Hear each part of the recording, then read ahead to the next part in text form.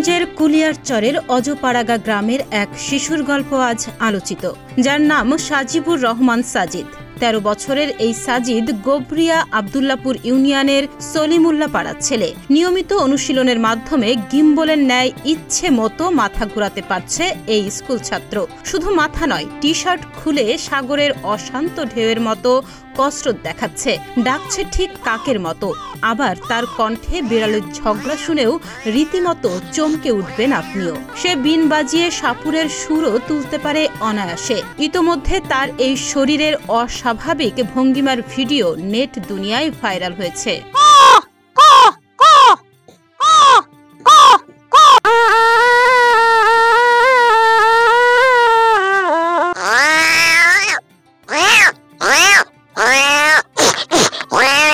জানা যায় এসব প্রতিভা সাজিদের নিজের শেখা, কোনো প্রশিক্ষকের কাছে নয়, বরং সে নিজের মতো করে শিখে নিয়েছে। লেখাপড়া ও খেলাধুলার ফাঁকে এ ধরনের শারীরিক কসরত রপ্ত করার চেষ্টা চালাতে থাকেন সে। ডিজিটাল প্ল্যাটফর্ম, অনলাইন ও টিকটকে সাজিদের এমন প্রতিভা দেখে খুশি এলাকাবাসী। তার এই দক্ষতা দেখতে ও শুনতে প্রতিদিন আশপাশের এমনকি দেশের বিভিন্ন অঞ্চলের বিভিন্ন বয়সের কৌতূহলী নারী পুরুষ এসে ভিড় করছেন।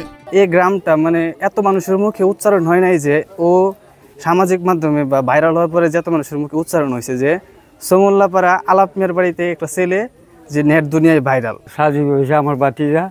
এই ছোটবেলাতে দেখতে এটা হরে দাঁড়ি এই ফলাফলায় করে। এই মুহূর্তে অন্য সারা দেশ বাংলাদেশ দিকে মানুষ দেখছে। সাজিব আজকে আমাদের গ্রামের গর্ব। সে যে এমন একজন একটা প্রতিভা দেখাবে এটা আমাদের কল্পনার বাইরে। সাজিব একজন গরিব সন্তান। সরকার যাতে সাজিবকে একটু সাহায্য করে।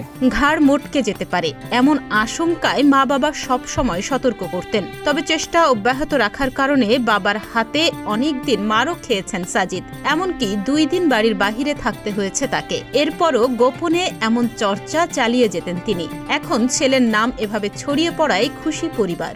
ছোটবেলা থেকে করতেছি তো আব্বু আম্মু দৌড়াইতো বাইরেতো, বলতো আব্বুর কাছে এত টাকা নাই, গার্সার গেলে হাসপাতাল নিতে পারতো না। তারপরও আমি এটা লুকায় লুকায় করতাম। করতে করতে কোন এই পর্যন্ত এগিয়ে আসলাম। আমার বন্ধু বান্ধবরাও আমাকে নিয়ে হাসি ঠাট্টা করতো, মজা করতো। ওরাও হাসতো, আমিও হাসতাম। এটা করে আমি চাই মানুষকে বিনোদন দিতে। ছেলের কাজে বাবার মধ্যে উচ্ছ্বাস দেখা দিলেও দরিদ্র বাবা চিন্তিত। দারিদ্রতার কারণে সাজিদের লেখাপড়া থেমে যেতে পারে এমন শঙ্কায় সরকারি সহযোগিতার আবেদন জানিয়েছেন সাজিদের বাবা। সাজি বলে এগুলা করে, এগুলা আমি ভালো পাইছি। কোন গাটার ভেঙে যাবে তখন ওই ছেলে করে এইগুলা করে হের একদিন আমি খুব মারছি পরে 2 দিন বাগাল হয়েছে বাড়ি তাই না। পরে মাথা আতায় উতায় আনছি, বাবারে তুই যে এইগুলা করস, কারণ আমি তো গরিব মানুষ, পরে এইগুলা আমি হসপিটাল আমি কিভাবে লই যাবো, আমার তো পয়সা হই না। সরকারের কাছে আমার একটু আবেদন, যদি একটু নজর দেয়। ডেস্ক রিপোর্ট, প্রতিদিনের বাংলাদেশ।